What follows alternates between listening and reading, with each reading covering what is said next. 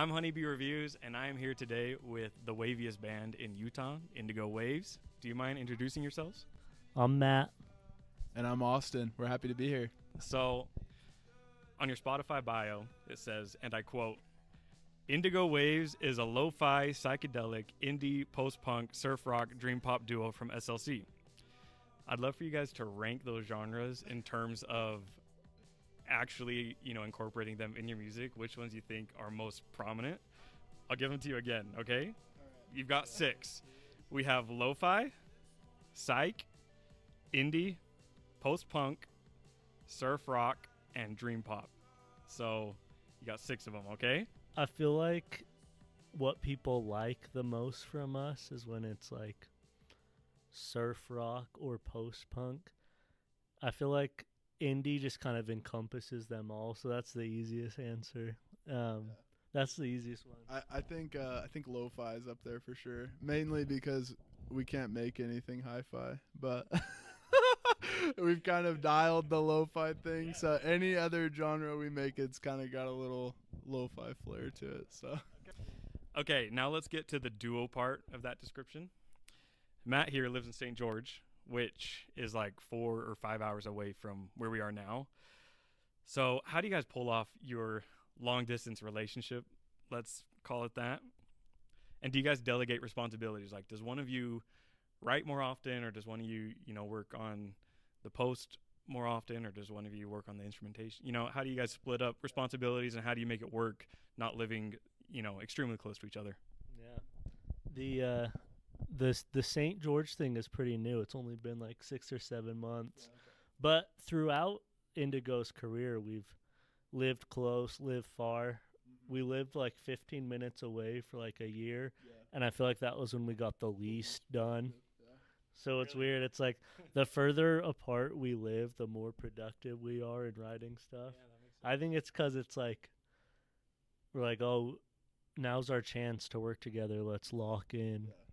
I completely agree. I feel like there's like natural roles that I feel like me and Matt have always kind of taken on. Matt is great with production, so like any like thing post recording or even during recording, we usually do it like at Matt's house. I feel like a lot of Matt's a rock star, so he definitely is.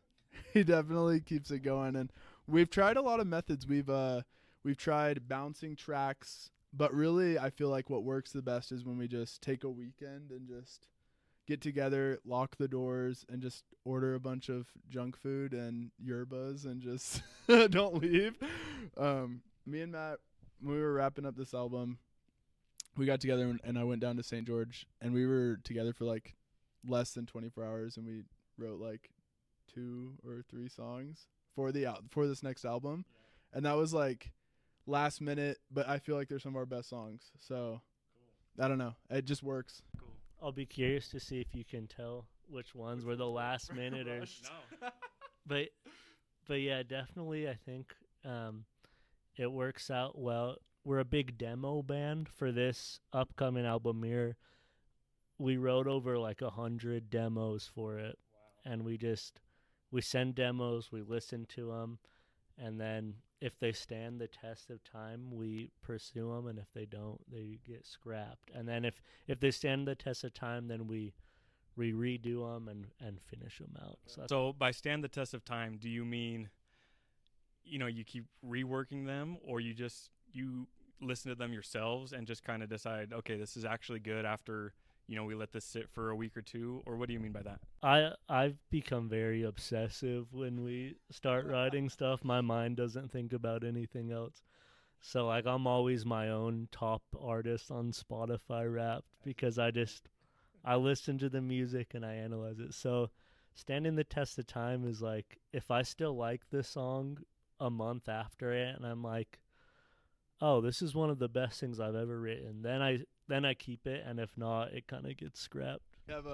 We use SoundCloud as our like media of exchanging demos pretty frequently. So we have like private SoundCloud playlists with like 100 demos, and then the ones that we like tend to go back and listen to, I feel like are the ones that often will pursue further. And then as time goes on, we'll cut them until it's down to like an album. And we will rework the ones, but really like sometimes I feel like after you rework them too many times it ruins them. So we try not to touch them as much as possible. I really like a lot of the singles that you've put out before, obviously, the release of Mirror. And I want to know, was there any thought process or rhyme or reason as to why those singles specifically? They were the first ones we finished. We just put them out. Like we said, we finished. We have this tour coming up, and so we had to finish the album by the day we submitted it.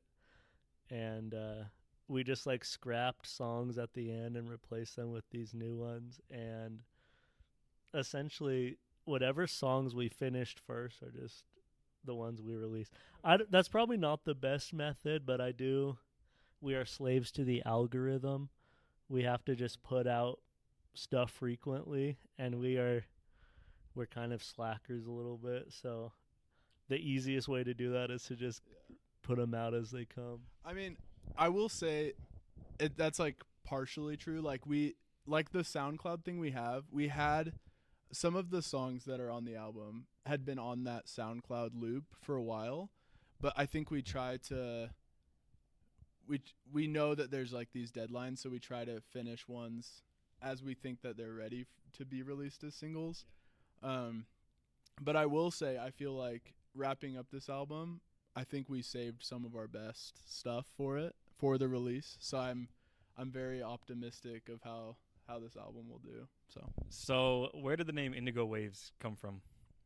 Yeah, when we started, there was more of us, and we just like argued about names for like 2 months. We had a terrible name before, and then Punch Buggy was the original name, and then we siphoned through a bunch of names and landed on Indigo Waves. And I feel like it feels timeless, which is the best thing about it. It feels timeless, and it feels like our genre.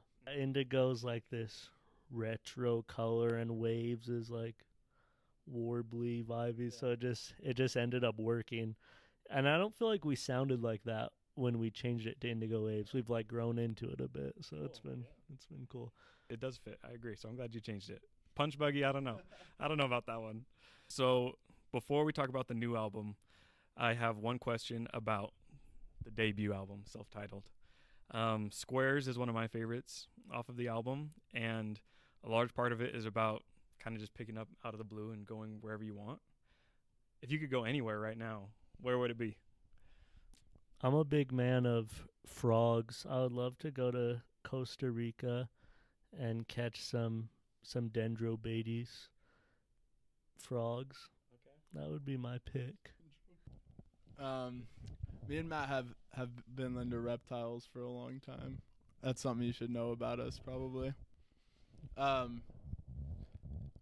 would probably go to Idaho, dude. All I do is talk about Idaho. That's my long-term goal, is to live in Idaho. I hope Indigo can grow to where I can just be a little hermit man. Lock in. Matt's always been the land of enchantment. He's a New Mexico man, so I feel like he's drawn to the desert. Yeah. I've tried so many times to convince Matt to move to Idaho with me, but no. But I think that we'll always have that bounce back and forth type of thing. It's just, yeah. Matt the Frogman. I love it. Austin, Mr. Idaho. So the new sophomore album, Mirror, comes out March 7th, right? Let's talk about it.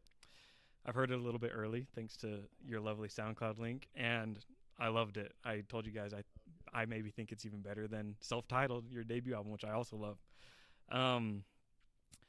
So why the title Mirror? I think that it's hard to...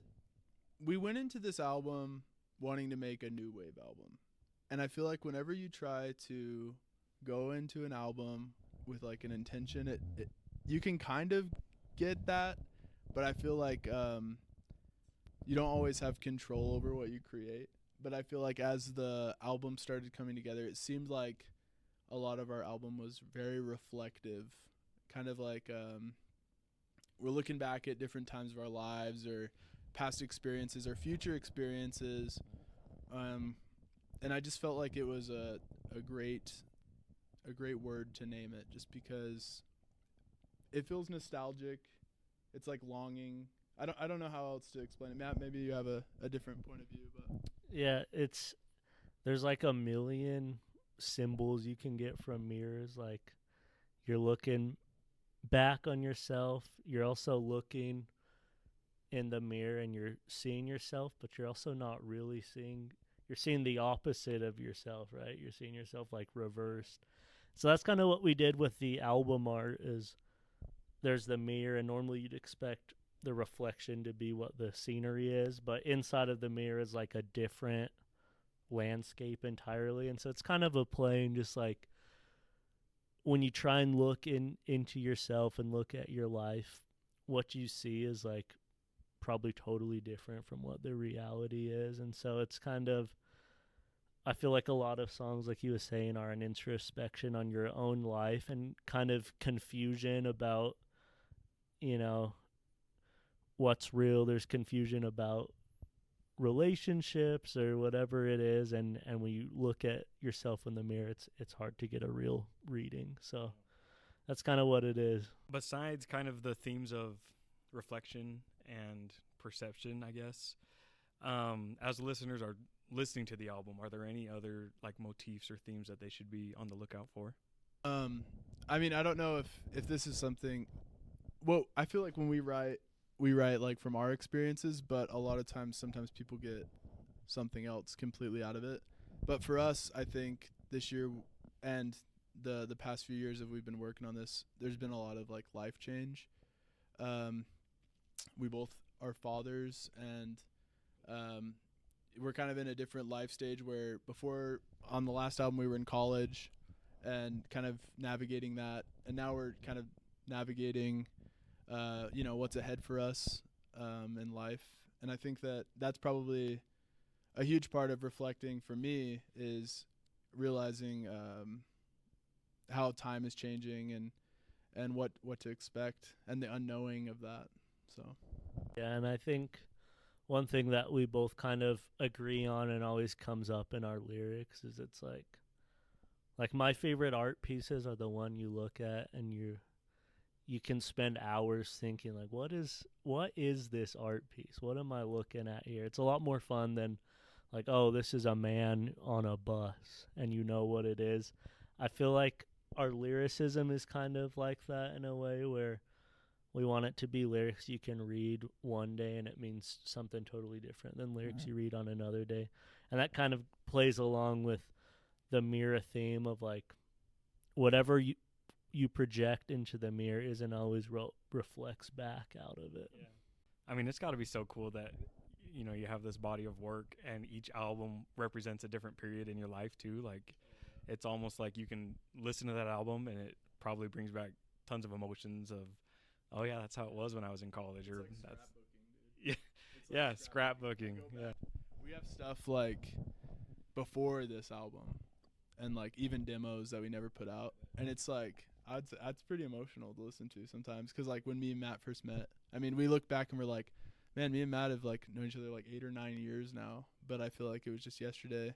But you listen to it and you see the, not only in the lyrics but like in our growth as in production and just recording in general. It's fun, and I think that me and Matt are already kind of working on new stuff, and I think that it'll keep continuing, and it's fun to see what's next, and I hope that we can get a new album out quicker than this last one. But it's also fun that there was such a big gap, because it was such a big life change for us from college to now. So Part of the motifs like you were talking about with the new album is we felt like this album was very like chill and sad, and when we started this new album we were like, we want to make something that is just like bangers and you can just dance to. And I thought that was how the album was until I listened to it on the way up here, and I was like, oh yeah, this is still just kind of like melancholic. that's the thing though, is like I feel like you never have full control over what you create, and I think that when you try to control it, you ruin it. Yeah. So we always go at albums and with songs with direction, but what we end up getting out of it is not always the same. That's why the SoundCloud thing has been really helpful for us, is like having those large catalogs of demos is you can like enjoy a song for what it is, and sometimes the demos might not make it on this album, but we still have them for future stuff. So A few follow-up questions after that immediately before I forget. Have you ever had a demo that has sat in your SoundCloud folder for a long time, and then you're like, okay, I think it's time for this to see the light of day? Or has that not happened yet? Daylight was one we had in our catalog, and the idea we had for it was way different than how the song actually turned out, and it was like half the speed, and there's almost like only like one element that's still in the song still, but it's like the same song in our mind. And so it's interesting, like the demos, you really just like pick out the one piece of that song you like, and then you can rework it. Or like on the last album, Ivory was one of our oldest demos, and that one, if you listen to the original demo, it sounds completely different than how the new one came out, and it ended up being our best song. Yeah, I like and so sometimes, well, our most listened to song. Well, I really like how Daylight turned out. I love how the vocals, especially on the chorus, kind of like run into each other almost for me. Like it kind of is like a run-on sentence. I just like the way it sounds.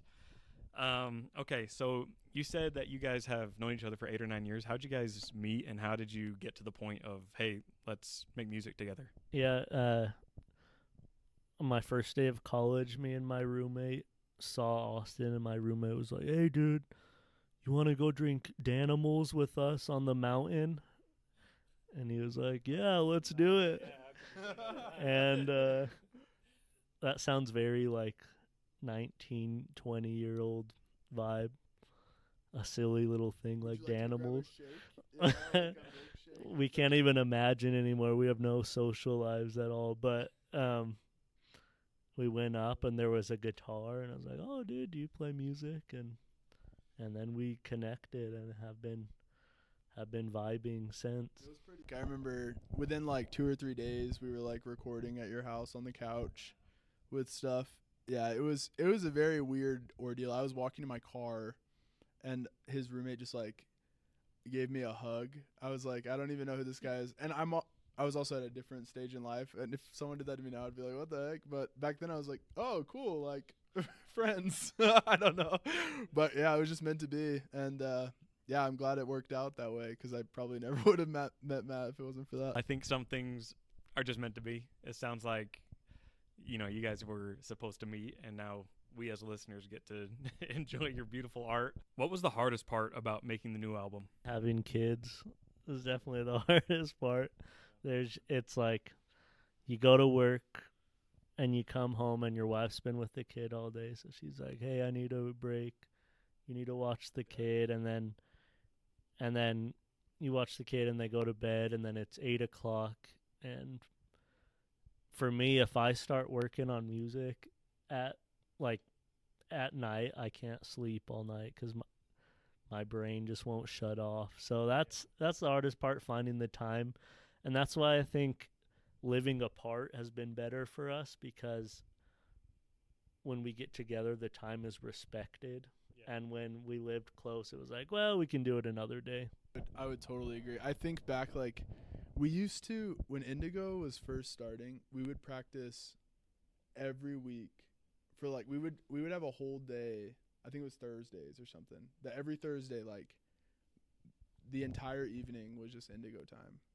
And that is not a reality anymore, by any means. And I just think like, wow, like we used to have so much time. And I think that with this new album, we've learned how to use our time way better. We've had to strategize and think of like how we can optimize workflow and things like that. Just things like we never used to think about. We just would every Thursday, even if we didn't do anything, we'd just go get lunch or something. Just like, I don't know. It's our mindset has shifted a lot because of kids, and because, you know, there's just other responsibilities in our life. But I think that like our long-term goal is to kind of capitalize on that, you know, respected time where we might even get like a place where we can go like have sort of like a designated studio in between St. George. We've talked about doing something like that. So, but yeah, I don't know what the future holds for the next, but that's definitely been the hardest change.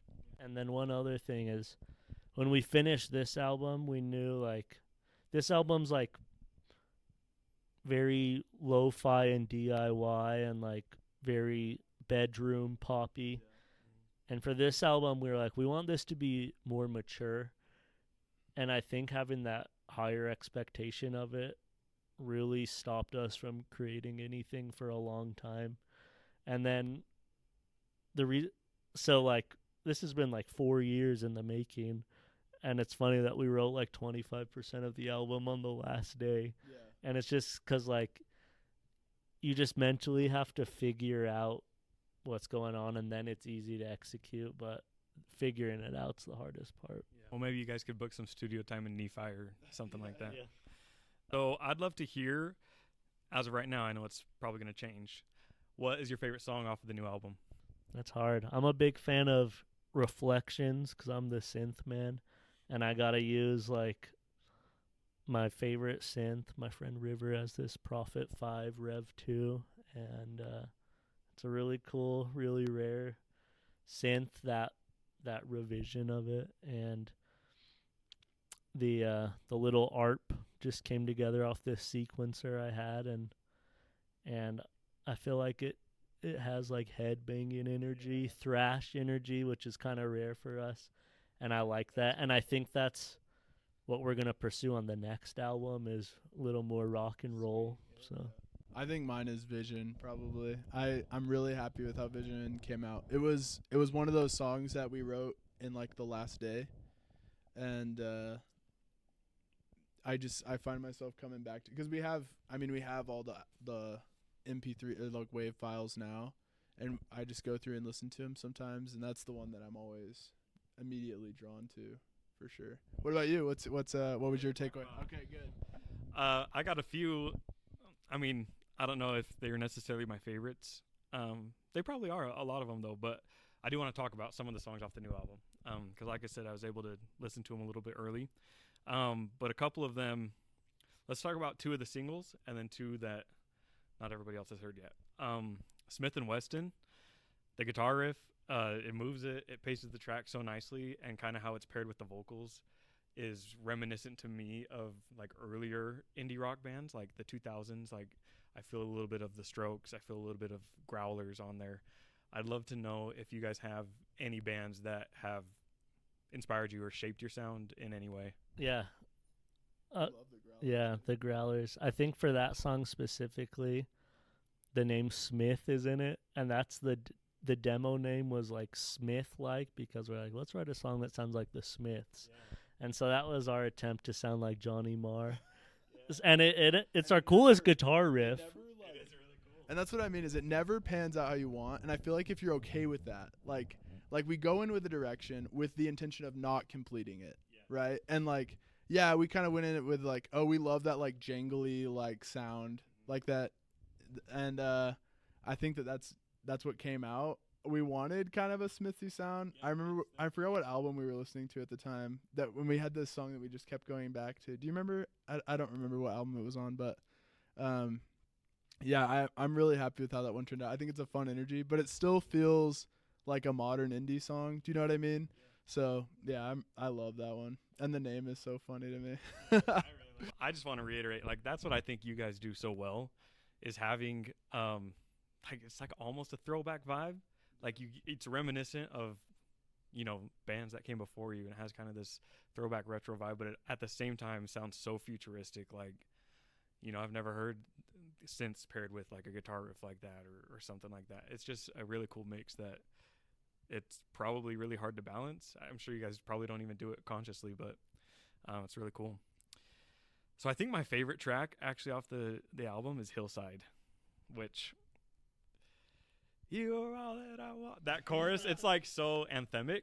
Like you can roll down your windows while you're driving and like scream it, and that's probably why I really enjoy it so much. And there's a lot of different sounds on the track that kind of collide but also complement each other perfectly. Like I said, like it, you know, there's synths and drums, and there's just tons of different things that it works. I want to know, when you're in the writing process, like when you write something, do you know instantly that, oh yeah, this is gonna catch, this works, like, or sometimes you just write it and then, like you said, you have to listen to it for a while and then you're like, okay, this is gonna work, I think, or is it instant? I think that when me and Matt are in the studio, a lot of times what happens when I think we have a good song is we'll just kind of jam out to it for a bit. I just feel like when you have a song that's working, it kind of sends us in a goofy mood. We're like, oh, this is really, wow, I don't know what just happened, but this is really working. And we get super stoked on it.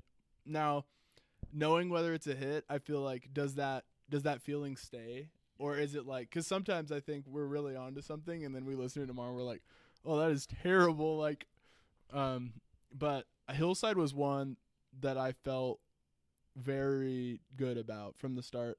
I don't think we could ever replicate Hillside. There's this arpeggiated part that we did on the Matriarch, which is like a Moog synth, and we just had like random patch cables going. I don't think we could ever get that sound exactly again. I took a picture of the Do you have it? Yeah. But that was one where it just like, we just kind of had that ARP and we kind of just built it around it. And I'm so happy with how that one turned out. I don't really know of any song that kind of sounds like Hillside. Yeah. It sounds really unique, and I love Hillside. There's always a constant tug and pull of, I say, we should put more synths on this song, and Austin says we should put more guitar on this song. Yeah. And that's one of those songs where they just fit perfectly together, and there was never like this feeling like of tugging on that one. Some of them we start to bug each other, and I don't know. Yeah. There's always that synth versus guitar battle though, and Hillside's great, and we love it because it just balanced perfectly. So Hillside rated high on the goofy meter, and then it still felt a little goofy, a month later. Yeah, that is gonna be amazing live. Like that one's gonna go off. People are gonna be dancing, and that's gonna be really cool. Okay, let's talk about Tony Hawk Pro Skater. One of the best video games of all time, right? True. Have video games shaped your sound at all or inspired you? And like, obviously because of the title, but can you speak a little bit more on that? Please, Matthew. This album has a song called Draenor Manor, which is a spot on RuneScape. I was very influenced by RuneScape as a child. Like truly my most nostalgic childhood memories are just playing video games. And I think our sound is very rooted in nostalgia. Yeah. So it's like I just listen to the Wave Race 64 soundtrack all the time, and we love like digital flute sounds from like the late 80s, early 90s synths. And those are on like all of our records. Our most used synth is probably the Roland D50, which is like such a cheesy sounding synth, but it just makes it onto all the records because it's so nostalgic sounding. The N64 stuff definitely gets carried over. I think that was more of Matt's childhood, but I still love how the synths sound. So I don't get as much of a nostalgia kick from it, but I do love making it. And like, I forgot what the drum is it called drum? Do you know what I'm talking about? Like there's like the jungle type of N64 music that it's like has a lot of bongos in it, and it's like vaporwave. Well, there's vaporwave, but I thought there was like a different genre name for like it's like it's in like all the Donkey Kong games. That's what I was gonna say. And it's like jungle. Is it called jungle? Yeah, it's like we making songs with like the fake bongos and like the D50 just sounds crazy. Like, and when you can get like energy out of something that sounds so goofy, it's so fun. I think that's been like, for Matt at least, kind of a reset. Whenever he gets like overwhelmed with making something, he'll make like video game soundtracks, and he actually has like put out like in personal releases like some video game music. So anyways, the last track on the album, Mirror, definitely feels like a video game song to me, which is fun. I wanted to ask you about the last track on Mirror. So it's a little odd to have the title track of the album as like a minute 22-second long instrumental outro, right? Like most bands will have a title track, and they want it to be like the hit off of the album. So can you talk a little bit about why maybe you did that? Was there any reason? We actually made that song after we had the album art finished by Will. Will's our designer. And I don't know, I just see the mirror like floating up and down kind of like that. And that's what I imagine it as. It's like when it's lyricless and it's just ambient and there's no drums, I feel like there's more room for like reflection, which is a good thing for a mirror. I don't know. Yeah, I would completely agree. Sometimes like the instrumental tracks are more thought-provoking, and being able to have the art before we made it, that was kind of always our intention. Was we always like to add the instrumentals in because we know that with like an album release, you can get a little bit more like experimental with the release. So we always try to put on at least one instrumental, and I think having the art done made it really fun. And now like I think it'll be more fun as a listener than it was really to make it. But we tried to also make it kind of rise and fall like around the middle, to where it has this build and then it kind of has this fade out, to where it's like you're looking in and out of a mirror. So I don't know. Yeah, that's really cool, and it describes the album art well. Like it sounds like the album art looks. So I see what you're saying there. The last track I want to talk about off the new album is "I'll Be Waiting Up for You," IBWUFY. Ivy Woofy, that's how you say it? I was like, I don't know. No, you're right. That's what it stands for. Yeah, that's what it stands for. It's an acronym. And it's a gorgeous song. It's beautifully written. And it starts with only an acoustic guitar, right? And then those drums hit like crack when they come in. Yeah. It feels really intimate, the track does. So can you talk a little bit about the making of this song and what it means to you? Was this the one that we wrote at your house like really early that one day? Yeah. It was, I went over to Matt's house. It was right before he was moving away, and we were going to like try to make some stuff before. That song is about my wife, and just like, I feel like with this album, like life comes up a lot, like life and death and that experience. And I tried to write it kind of from the perspective of like losing a partner, and like how you'll still be waiting up for him, and like just whatever comes. So yeah, that is definitely one of the most emotional tracks for me on the album. And I think the acoustic guitar mixed with like kind of like the drums, it really is such a fun vibe. And an acoustic guitar and synth is something we've used like in Hillside. It's in Vision, I think. There's quite a few songs that we've incorporated that in, and I feel like it always has like a level of depth that I just love. So I'm really happy with how that one turned out. Yeah, that one actually was like a lot more typical pop structure song originally as a demo, and we were always kind of like, is this one gonna make it? I don't know. And then when we removed like all of the elements and it was just the acoustic guitar, it was like, oh yeah, this one's going on. Yeah. And so it's kind of funny, like that one, we really didn't change much from the demo besides just stripping stuff away from it. Right. And then we heard what the like real essence of the song was. I'm glad it made it on. I think it's really powerful, and sometimes less is more, right? So it kind of, the amount of instrumentation that's on it now, you kind of focus on the lyrics a little bit more. It's really powerful. So I don't want to keep you too long, but my page, Honeybee Reviews, it's all about sharing music, right? What is an album that more people should listen to? One of my favorite. It's weird seeing our online success and thinking like, dude, how on earth does our music have more listens than this song? It's a weird thing to happen now. Shimmer Traps is a band we've played with a couple times. They are just truly amazing. They are so good. And I have I just have no idea why they're not just like one of the biggest bands out right now. They're an indie band, but they're like 99% an electronic band, and it's such a cool blend, and it's so chill. They're really good and underrated.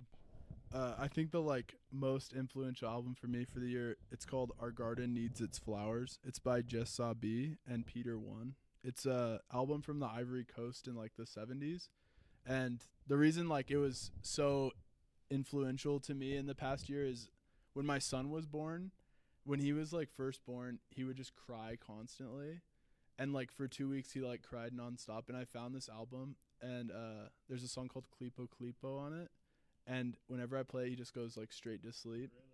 So I've like probably listened to it more than any other album in my entire life. And but like it is so beautiful and it's so underappreciated. Like let me look really quick. I think Jess Sabi has 10,000 monthly listeners. So I would definitely give this album a listen.